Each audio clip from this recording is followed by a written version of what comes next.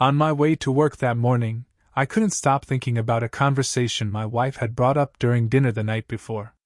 It wasn't the first time we'd talked about something like this, but lately, it felt like it was on her mind more and more. I couldn't help but wonder why it suddenly mattered so much to her. She had asked me to think back, how many women I'd been with before we got serious.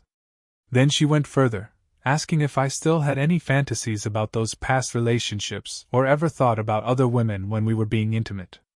We'd been married 5 years, and honestly, I thought we had something solid. Trust, love, respect, intimacy, friendship, we had all the building blocks of a good marriage. Sure, it wasn't perfect, but I figured those things mattered just as much to Laura as they did to me. It felt like we were living the dream. We had steady income, a strong relationship, a beautiful home, and enough financial freedom to enjoy good food, wine, and the occasional vacation. I'm Josh Reynolds, though my friends usually call me Jay. My wife, Laura, had this presence about her, bright eyes, smooth skin, and the kind of smile that made people feel instantly at ease. She could talk about anything with anyone, and she had a natural way of really listening. People often mistook her friendliness for flirting, but I never felt threatened by it. Laura knew how to keep things respectful. To me, Laura was as close to perfect as someone could get. Sure, she had her moments, like when she'd dig her heels in during an emotional conversation, but those were rare.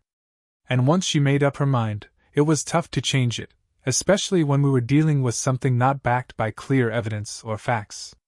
We'd gotten married right out of college, after dating exclusively during our last 2 years there. Laura hadn't dated much before me. I, on the other hand, had a pretty colorful dating life through high school and the first couple of years of college. By the time I was 19, I'd had my fair share of experiences. So when Laura once asked if I knew how to satisfy her, I was honest. I told her those past relationships had taught me a lot. She admitted it made her feel a little jealous, realizing she hadn't explored as much before settling down. I work as a mechanical engineer at a medical device company, mostly designing and testing injection molding components. Lately, I'd been spending my weekends restoring a 2005 B-Class Winnebago van, my newest passion project. Laura's career was thriving too. She was a CPA at a big-time accounting and consulting firm. Her job was solid and fairly low stress, though it came with the occasional business trip. She often traveled with junior accountants on audits, helping make sure everything was up to company standards. This past month, she'd been on several of those trips, most recently with a new hire named Tyler, a recent grad on the long path toward becoming a CPA. After their first trip together, Laura mentioned him briefly but hadn't brought him up since. Lately, though, I'd started to pick up on small changes in her. She wasn't as energetic, wasn't as talkative, and just seemed off. She'd been getting home later than usual, more than once. Then there was that night.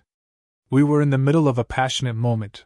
Laura had practically torn my clothes off and pulled me to bed. Her energy was intense, almost desperate.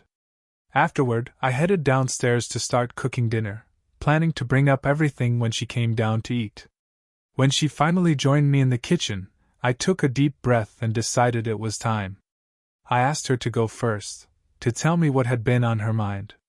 I looked at Laura and reassured her, told her I loved her, that I trusted her completely.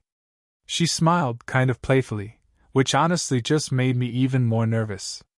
She joked that conversation starting with, "We need to talk," usually meant a marriage was heading for disaster. Trying to ease my nerves, she said it wasn't anything bad. In fact, she thought what she had to share might actually bring us closer. But I still couldn't shake the unease growing in my chest. I told her I'd been feeling like something had shifted between us, that lately, things just felt different.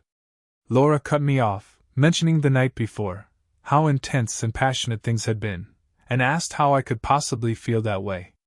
I clarified that it wasn't about that moment itself.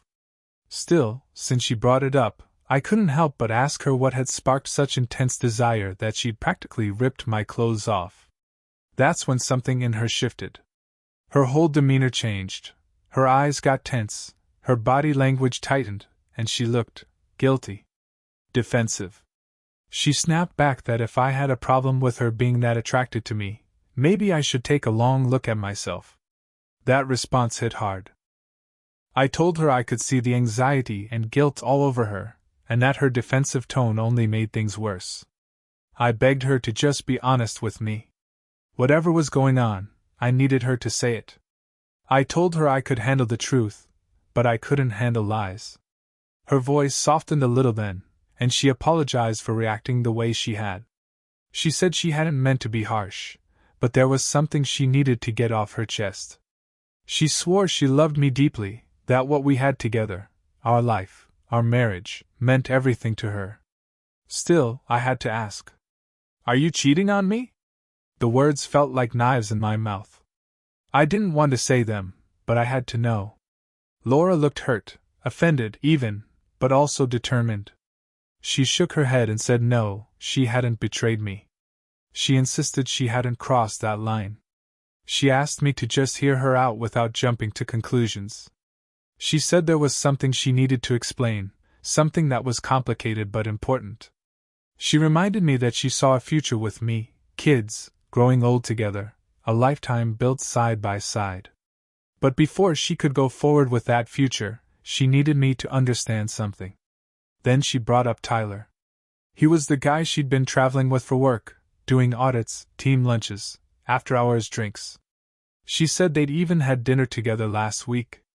And no, she said, nothing romantic had happened between them. No physical affair, no emotional relationship.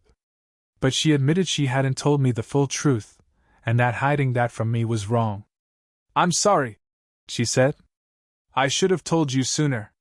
Laura said it started off innocent. Some light flirting at work, nothing serious. But over time, it started feeling like something more. Things changed when Tyler told her he wanted to take things further. He made it clear, he was interested in something physical. "He's younger than me," she said quietly. "Fit, attractive, but it's not love. I need you to understand that. It was passion, not love." That's when I lost it. I demanded to know if she was leaving me. If she was in love with him. If they'd already slept together. She looked me in the eyes and told me no. She hadn't been intimate with Tyler, or anyone else. But she admitted that he was part of the problem. That even though she loved me, truly and deeply, this attraction to someone else had shaken her. She said that before she met me, she'd had almost no real romantic experience. That sometimes she felt like she missed out on things I'd gotten to live through before we met. And now, here was this younger guy, clearly into her, making her question things she thought she'd buried. That afternoon, she and Tyler had flirted at work. And that lingering energy, that feeling, followed her home.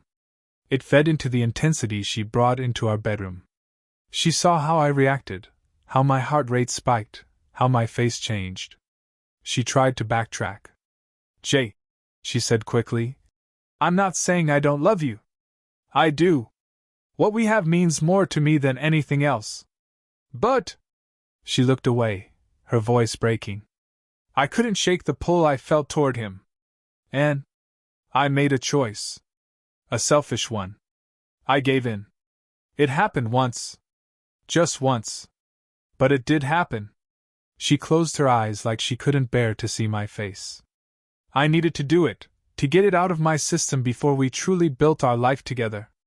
Laura told me she just wanted one last experience, one final connection with someone else.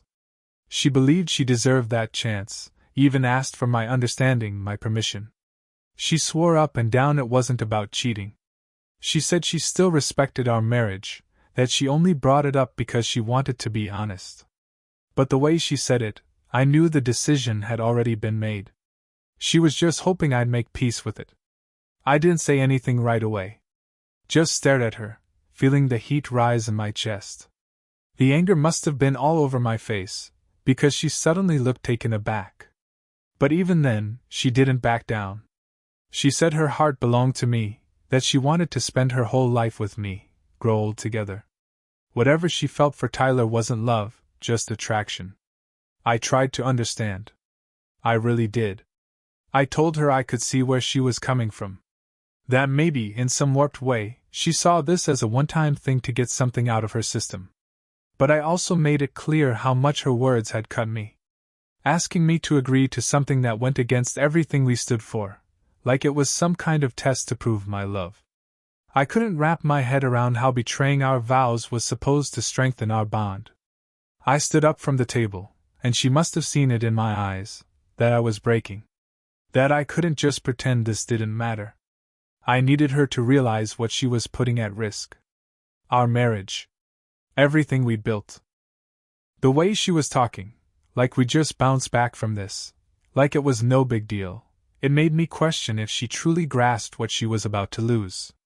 I reminded her that not too long ago, when she found out I'd formed a close connection with one of her coworkers, she was furious.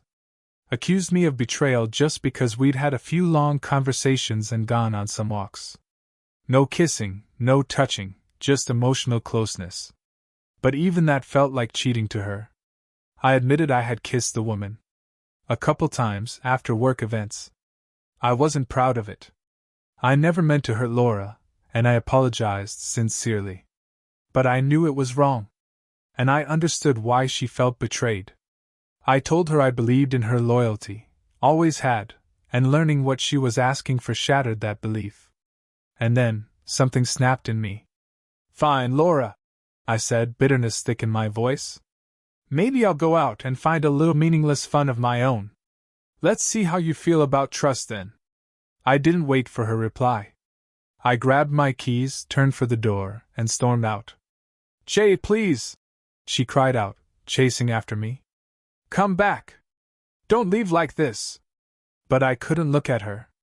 Couldn't even process what I was feeling. Rage, heartbreak, betrayal, all knotted into one unbearable lump in my throat. I just got in the car and drove. I didn't know where I was headed. I just needed to be away. I ended up at a Hilton in the next suburb over. I didn't want to think. I just wanted to numb myself.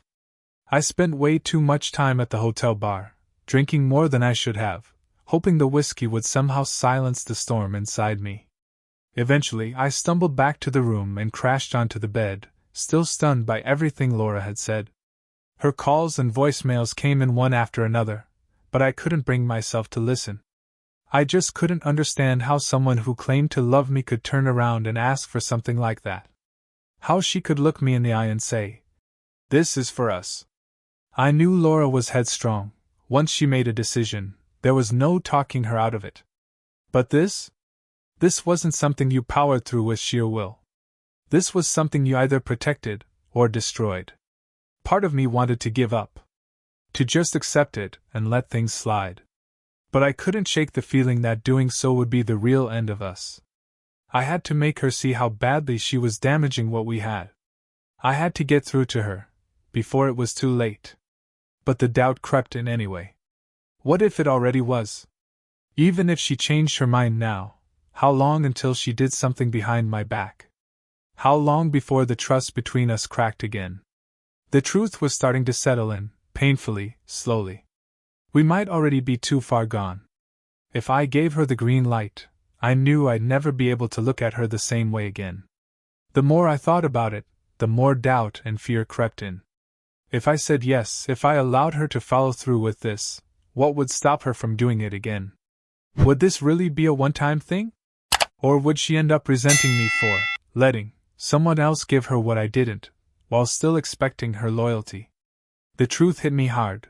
There was no right answer. No clean way forward. Just this overwhelming sense that we were heading for disaster, no matter what I chose. Still, I held on to one last shred of hope. Maybe if I could get her to slow down, to think this through, we could salvage something. Maybe counseling could help. Maybe together, we could get to the bottom of why she felt this need to step outside our marriage for intimacy. So I circled the date, Wednesday. That would be the day I'd lay it all out. The day I'd ask her to go to counseling with me. The day I'd try to save whatever was left. But the weight of it all was crushing. I couldn't focus on work, so I called in sick. Once I knew Laura was out for the day, I headed back home. I needed something, anything, to ground me. I threw myself into working on the van. Physical labor helped dull the emotional case. I finally got the solar panel hooked up, made sure all the wiring was solid, topped off the water tanks. I knew that with just one more day of work, the van would be ready for our road trip. Or, for something else entirely, depending on how things played out. As Laura's return time inched closer, I buried myself in those tasks, clinging to them like a life raft. But in the back of my mind, I was preparing for the worst. I started researching divorce, legal stuff, financial steps, what separation might look like. I didn't want to go down that road, but I needed to be ready. I also took stock of the house, made a list of the things that really mattered to me, my keepsakes, gear, stuff I couldn't bear to lose. Time was short. I made a quick trip to the bank before Laura got back. There, I acted fast. I canceled our joint credit card and opened a new one under just my name. Closed our shared checking account and opened a personal one. I even prepaid the mortgage for the next 2 months, just in case.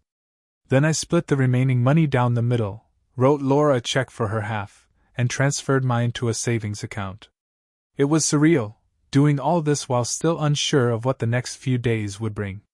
Later that day, I stopped by my usual pub, ordered a beer and a burger, and tried to gather myself. I knew I had to be ready for whatever conversation lay ahead. Around 6, Laura walked through the door. She looked worn out, anxious, but the first thing she did was ask if I was okay. She said she'd been scared when I left without telling her where I was going. Said she didn't care how mad I was, she just needed to know I was safe. I looked at her and said, "Laura, there was a time I believed nothing could shake the strength of what we had. But after what you asked me, after hearing you talk about wanting permission to sleep with someone else like it was no big deal, I honestly don't know anymore." She tried to respond, but I kept going. "How can you say you love me, talk about our future, and at the same time, ask for my blessing to be with another man for a weekend? Like it's something you'll check off your list and come right back to our marriage like nothing's changed." I could see the realization hit her, just a flicker, but it was there. I told her, "Even if you didn't go through with it, even asking for it is a crack in our foundation. It's a violation of the vows we made. It's a breach of trust, and you have to understand how serious that is." She was quiet. "This isn't drama, Laura," I added. "This is real. I'm standing here looking at the woman I thought I knew, and I don't recognize you. You're telling me you want to sleep with someone else, and then just resume life with me like it's normal." I paused, then asked her to imagine it from the other side. "Tell me how you'd feel if I spent the night with another woman, called it just a thing, and expected you to be okay with it. Would you?" She didn't answer. "Yeah, I've had past relationships," I said. "But those were before us. What you're talking about, that's now. That's while we're married. That's different." And in response to the question she'd asked me earlier, I finally told her, "If you really think this is about fairness, Laura, then you've lost sight of what marriage is supposed to be." I told her straight, if I were the one starting an affair, I'd fully expect consequences, being asked to leave, the possibility that forgiveness might never come. So why should this be any different for you? Why shouldn't I be the one asking you to leave? And why would you think it'd be easy for me to just forgive and move on?" Laura's eyes welled up with tears. She looked overwhelmed, on the edge of breaking. But I wasn't done. I asked her if she had already committed to this, if she'd promised him anything. She tried to deflect, said he wasn't her lover. But eventually she admitted the truth, she'd already planned a trip with Tyler. They were supposed to leave the next morning and be gone until Sunday night. That hit me like a punch to the gut. I told her flat out, if she followed through with that plan, there would be no coming back. Things wouldn't just reset come Monday. Our relationship wouldn't survive it. Laura gasped, stunned. She stumbled into the kitchen and sat at the table, her hands shaking as she pleaded with me not to let this ruin everything we built. She said I was still her husband, the only man she wanted to grow old with, to raise a family with. But I could feel how far apart we'd grown. I just shook my head. "Laura, if everything you've said is true, then you wouldn't even be considering this. We're not on the same page anymore. I told her this conversation clearly wasn't going to fix anything. And I laid it out plainly. If you go on that trip, we're done. I'll come back Friday night, like I said. Don't ask me to stay if you're still choosing this path. I said we couldn't pretend this was something we'd just brush off. I told her to think hard over the next 2 days. I'll bring dinner around 7 on Friday, I said. By the way, what time is Tyler picking you up on Saturday? She hesitated, then said quietly, I'll ask him to come at 11. But I'd really like you to meet him. That lit a fire in me. You want me to meet him? I shot back. If I meet him, I might just ask both of you to leave. Then I stopped myself. Instead of unleashing my anger, I told her maybe she should be thankful I hadn't already kicked her out. I told her she needed to really understand what she was doing, how much damage this was already causing, and how serious I was about what came next. I was crystal clear. If you end this, if you tell him it's over, that you're not seeing him again, and if you agree to go to counseling with me, maybe, just maybe, there's still a chance. But if you go through with this, Laura, it's over. I told her to give me her answer on Friday night. Then I left.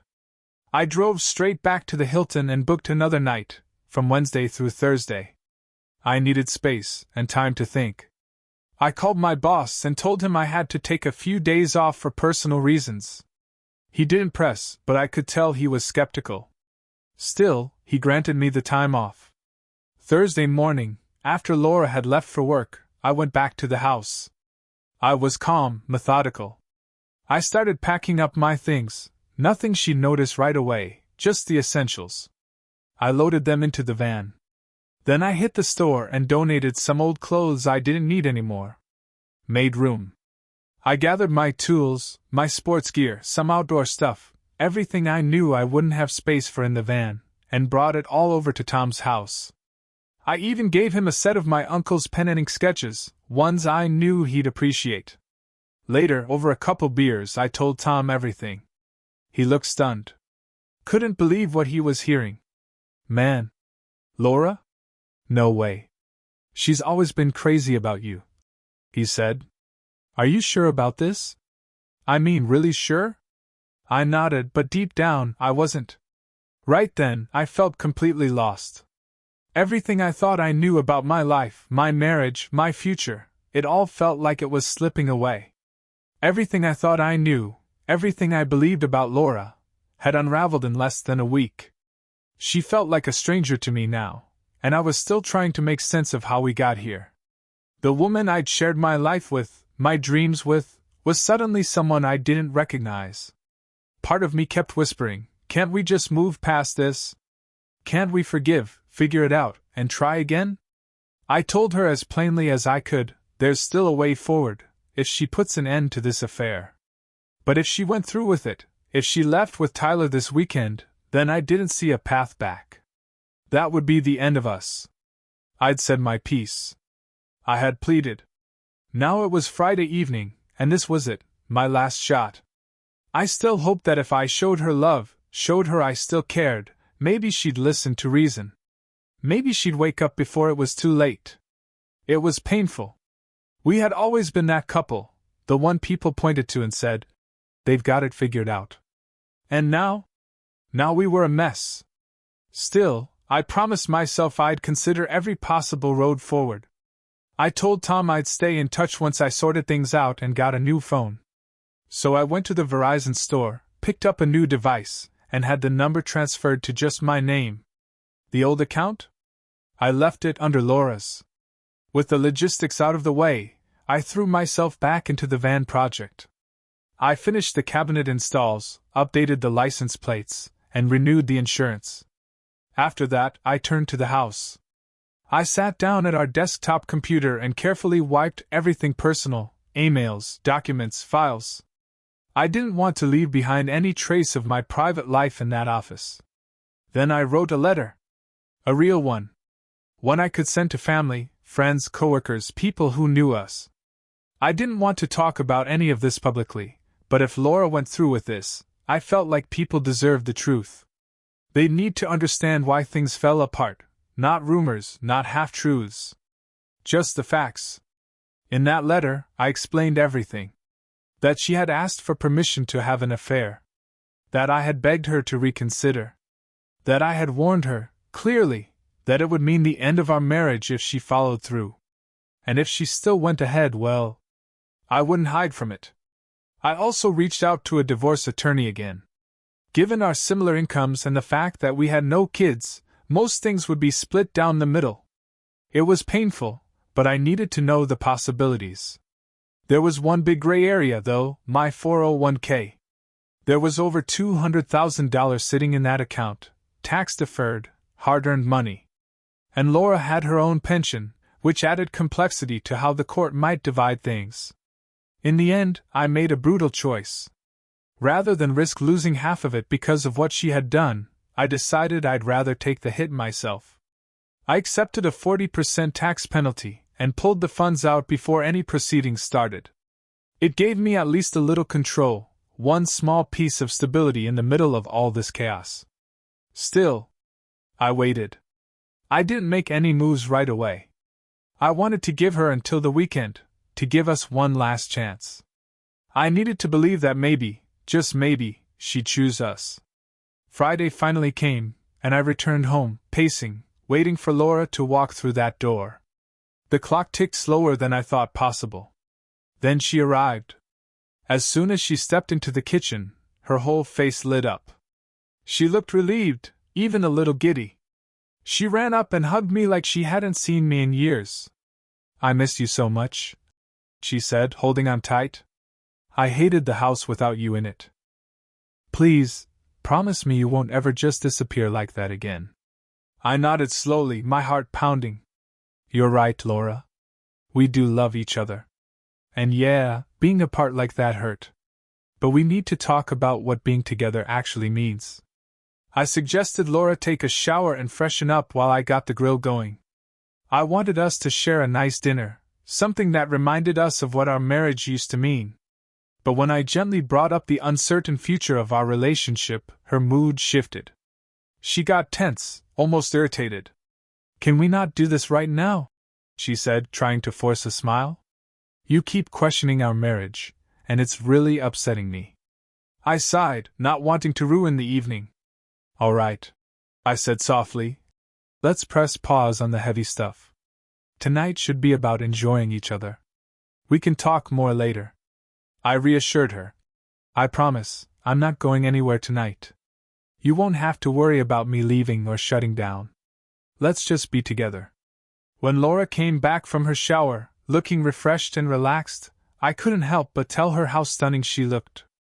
She gave me a mischievous smile and hinted that she wanted to give me a preview of what the next few weeks could look like. She'd apparently bought some new outfits, for us, to enjoy together, and she was clearly trying to set a playful tone. Then she joked about skipping straight to dessert. We barely touched the main course, finishing our meal quickly, too eager for the part that followed. There was a sense of hope, or maybe just desperation, in the air, like we were clinging to a version of us that still felt real, even if it was just for one night. Later, I carried her upstairs in my arms and laid her on the bed. After we made love, she was quiet, breathless, completely at ease. She fell asleep in my arms, and I just lay there, wide awake. Morning came too quickly. Laura stirred at around 8:30 a.m., already focused on the day ahead. Tyler was scheduled to pick her up at 11. I could see the guilt behind her eyes, anxiety, hesitation, but also something else. Resolve. As she moved through her morning routine, I couldn't help but wonder what was going through her mind. She hadn't said much, just thanked me for the night before and told me, "This is the future I want. I love you," and I meant every word. I didn't say anything back. She quietly finished her scrambled eggs and said no to more food. She was saving her appetite for brunch with him. She mentioned she was going to shower again and get ready. She asked for privacy, and I nodded, giving her space. But before she left, I told her I wanted a real goodbye. Something honest. Something that acknowledged everything we'd shared, and everything we stood to lose. She stopped in her tracks, clearly irritated. Stop acting like last night didn't matter, she said. It doesn't change anything between us. That hit me hard. With a heavy heart, I told her I wasn't going to leave without a proper farewell. She looked at me, her cheeks going red. She said she still believed in us, that what we had was worth saving, that we could grow from this. I couldn't believe she really thought that. Frustrated, I shook my head. How can you say that? I asked. How can you talk about growth and strength when you're walking out the door to spend the weekend with someone else? Her face fell. Her eyes filled with tears, but she didn't try to defend herself.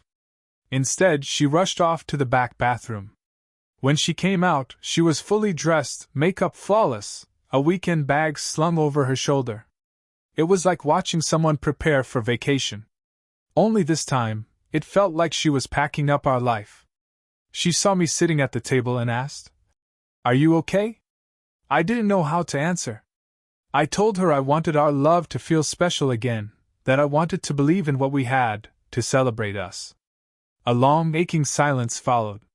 She reached for my hand. "Please don't treat last night like it was our goodbye," she said.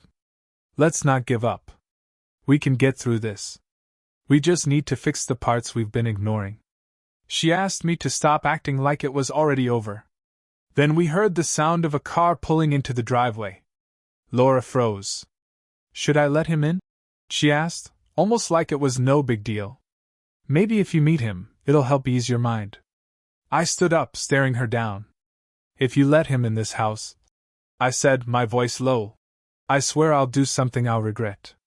She must have seen it in my face. She didn't say another word. She picked up her bag and walked to the door, slowly, quietly.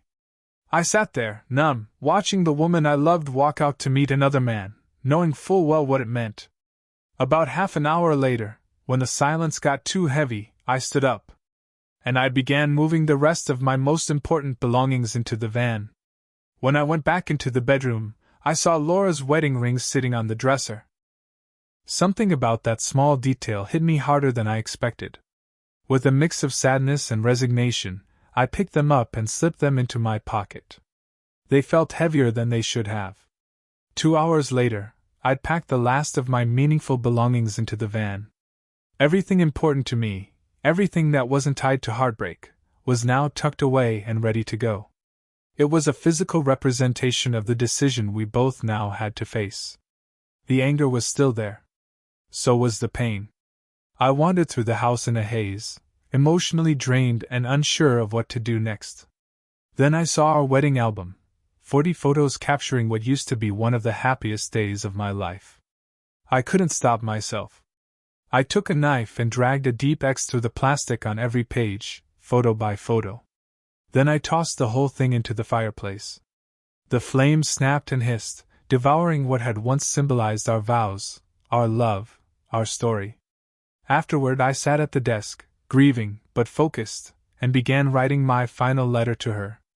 "Laura, this is my goodbye.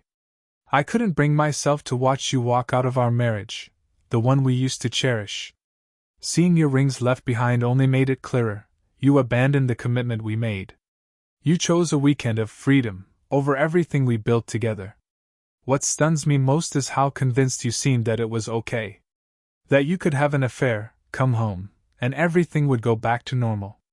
Like nothing changed. But everything changed. Your actions brought shame and humiliation into our marriage. The belief that this small affair wouldn't affect how I felt about you, that was a massive misjudgment. In reality, it meant everything. It revealed a painful truth, that the love I had for you was real, and what you claimed to feel for me wasn't the same. You tore my heart out, Laura. You didn't just betray me physically, you trampled on the very foundation of what we were. The first crack formed when you started flirting with him at dinners and happy hours. It grew when you kissed him. You told yourself it wasn't cheating, but it was. The final blow? You asking me to be okay with it. To condone it. You acted like you deserved this. Like my love would bend to accommodate your betrayal. That's what I'll never understand. I tried, Laura. I begged you to reconsider. I offered therapy, pleaded with you to cancel the trip. I warned you that the night we spent together, what was meant to be a renewal, would instead be our last if you went through with it. You ignored me. You assumed I'd still be here. That I'd accept this and stay by your side. But that means you never really knew me at all. I trusted you so completely, it blinded me to what you were capable of. I could have tried to stop you physically, but I knew that would only foster resentment and destroy what little we had left. You're lying to yourself if you think this was a one-time thing. If it wasn't satisfying, how long until you chase another spark? And if it was satisfying, how long until you convince yourself it's worth doing again? Those questions won't go away. And they strike at the heart of why this ends here. Trust. You shattered it. I can't be in a relationship without it. I can't make love to you while wondering who else is in your thoughts. I can't share a life with someone who thinks our vows were flexible, conditional. Everything you said, about love, trust, friendship, feels empty now. Washed away by one reckless, selfish weekend. And I can't forgive you. Not for this. I don't see a future where I ever trust you again. I don't even see a future where we're friends. So just like you tore love out of my chest, I have to remove you from my life. There are a few practical things I've already handled. I've divided up our property and prepaid the mortgage for the next 2 months. Enclosed is a check for your half of our joint accounts. I canceled the Verizon plan. Starting Monday, you'll need to open one of your own. The joint credit cards are closed too. And I've removed myself from the mortgage. I'm preparing the legal paperwork to transfer the house fully into your name. Whether you sell it or stay is your choice. But I won't be back. I sold my car and went all in on the van. At some point, I might even pawn Laura's wedding rings for gas money. I'm not proud of that thought, but I won't pretend this hasn't changed me. Pain and rage have a way of warping your logic. In a moment of hopelessness, I sliced through our wedding album with a box cutter and dumped the torn pages into the fireplace. If those scraps are still there, go ahead and burn them. Let it symbolize what we've lost, what you chose to destroy. I also sent out an email to our friends, our families, our colleagues. I told them the truth. That you decided to pursue a relationship outside our marriage. That I've chosen to leave you. I gave you a day or two to think about how you want to tell your side of it. I strongly suggest you own up to it. As you move forward with your new life, chase whatever relationships or experiences you feel you've missed out on. But please, stay away from people who are married. You've already left enough wreckage behind. It's time to stop hurting others. You're free to sell the house, move, rebuild. That's your life now, and it's no longer my concern. If I'm lucky, maybe I'll meet someone who truly loves me, who respects me in the way I deserve. And if that happens, I'll be grateful for the pain that made space for something better. When the time comes, we can talk about the divorce. But not now. I'm done holding on. I've quit my job. I've cashed out my 401k. I have no plan except one, to break every remaining tie with you and avoid ever crossing paths again. When I drive out of this city, I'm taking a left turn. Whatever we had, whatever we were, it's staying in the rear view. Goodbye, Laura. After that, I began sending out the final letter, the same one I'd written earlier. It was scheduled to go out Monday. By then, I'd be long gone, miles away from this broken life. I walked out the front door without looking back. And I drove. Along the Mississippi River, the water rushing beside me, I kept moving. No destination, just distance. Eventually, I figured I'd follow the road south, from Minneapolis, St. Paul all the way to New Orleans. That's where Laura had flown with him once. Something about retracing that path felt right. When I get there, I'll make a decision. Figuratively and literally, left or right. As the miles rolled by, I thought about her. About all of this. Was I doing the right thing? Was there still some version of our life that could be saved? But deep down, I knew the truth. This isn't the time for reconciliation. Not even close. It might take weeks, months, maybe forever before I could even think about being her friend, let alone staying married. Right now, all I felt was rage. and grief, and freedom. And I drove. I knew there might come a day when the anger would fade, when the loneliness would settle in deeper than the pain, and the thought of being with Laura might somehow feel worth more than all she'd done. But that day hadn't come yet. If it ever did, it would only be because I'd finally understood that loving her was more important than staying hurt. That what we had was more valuable than what had been broken. Only then could I even begin to consider the possibility of rebuilding something with her. Laura, meanwhile, had her own reckoning to face. She had to explain everything, to her parents, her friends, our families. She had to put words to the mess she'd made and try to make them understand why she did what she did. The problem was, she didn't even understand it herself. She had convinced herself it wouldn't change anything. That this brief fling wouldn't affect her feelings for me. But it had. And now, she couldn't unring that bell. Any path forward would take more than just apologies.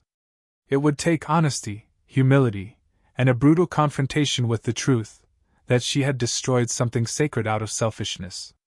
That her betrayal wasn't just a mistake, but a complete failure to understand the weight of loyalty and trust. Eventually, she reached out to my best friend, Tom. She was desperate to find me. To say sorry. To explain. She wants you to know she loves you, Tom said. She knows she messed up and she's willing to do anything to fix it, if you'll let her. She promised she won't pursue a divorce, and she won't be with anyone else. Not while you're still married. Week after week, she waited. No calls. No letters. Nothing. She held on, hoping I'd come back. That I'd soften. That I'd miss her like she missed me. Then something happened. About a month later, Andrew opened the front door of his apartment, and was met by a masked man holding a police baton. The man struck him twice, fast and hard, then delivered a final blow between the legs before walking away. You stay the hell away from married women, the man said before disappearing. You already know who it was. I kept an eye on Laura's life. Maybe that makes me petty. Or cruel.